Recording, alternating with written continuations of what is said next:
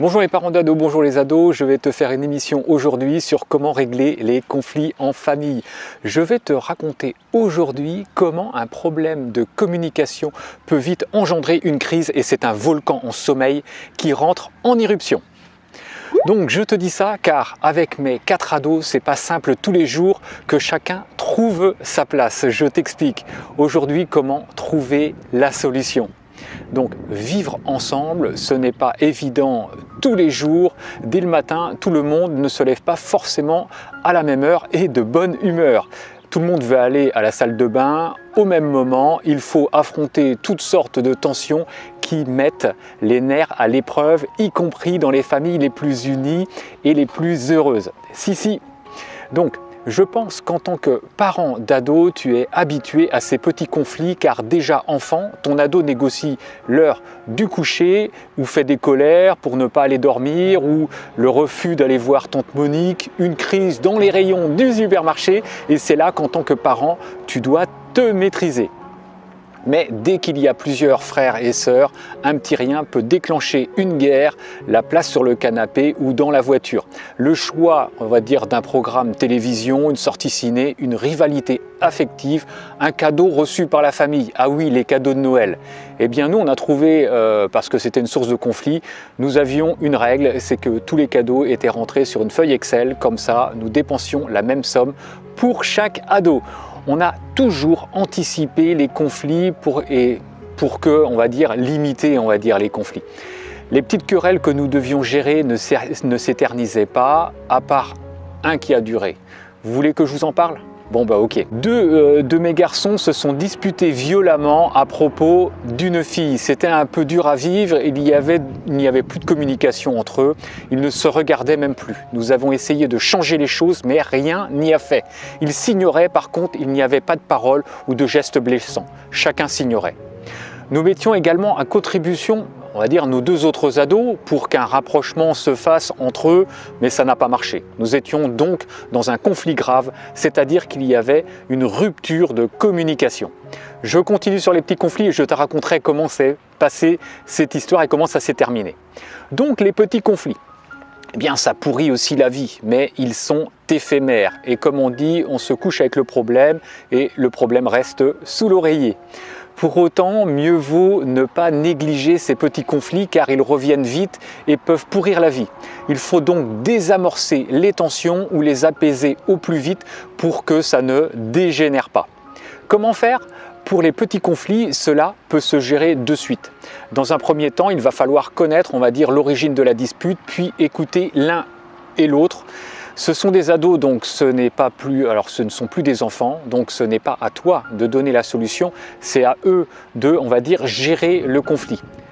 Chacun donnera sa solution constructive pour trouver un accord commun. À toi de veiller qu'aucun ne se sente lésé. Assure-toi lorsque tu vas les laisser que le problème est bien résolu. Alors s'il n'y a pas de solution, car chacun vraiment campe sur sa position, il y a une autre solution, c'est le temps d'échange en famille que tu peux retrouver dans la discipline positive. Comment faire ? Eh bien, tu réunis la famille au salon, dans la salle à manger ou dans le jardin.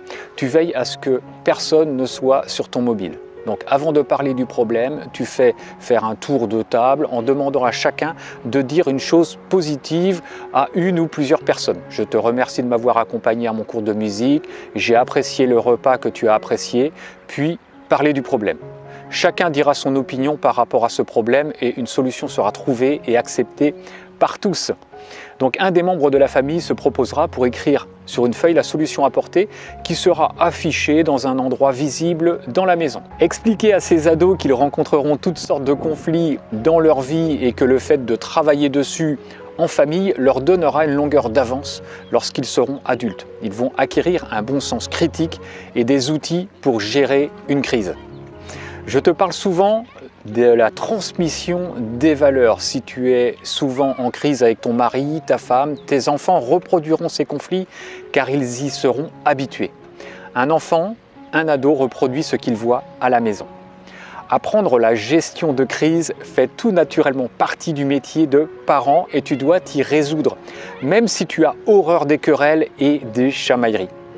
C'est tout à fait normal qu'il y ait des moments de tension à la maison et s'il n'y en avait pas, cela poserait problème. Et oui, ton ado à l'extérieur devra, par la force des choses, s'affirmer par rapport à l'attitude d'un autre, par rapport à des opinions différentes, voire dangereux, par rapport à des personnes également qui cherchent le conflit en permanence.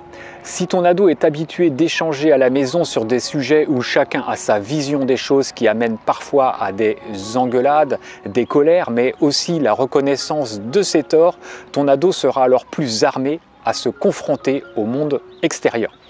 Comme je te le disais tout à l'heure, s'il n'y a pas de danger physique ou psychologique, laisse tes ados gérer leur rivalité.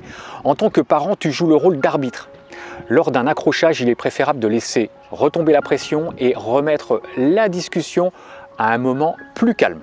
Une règle de parent est d'éviter la rancune et la rancœur et de ressasser un vieux conflit. Il faut dire les choses avec conviction et fermeté, puis après, on tourne la page. Je reviens sur le problème de mes deux garçons. Malgré nos essais de réconciliation, la communication était absente. Nous avons attendu plusieurs semaines pour qu'il y ait un élément déclencheur. C'est lors d'un mariage, nos ados voulaient rentrer plus tôt que nous.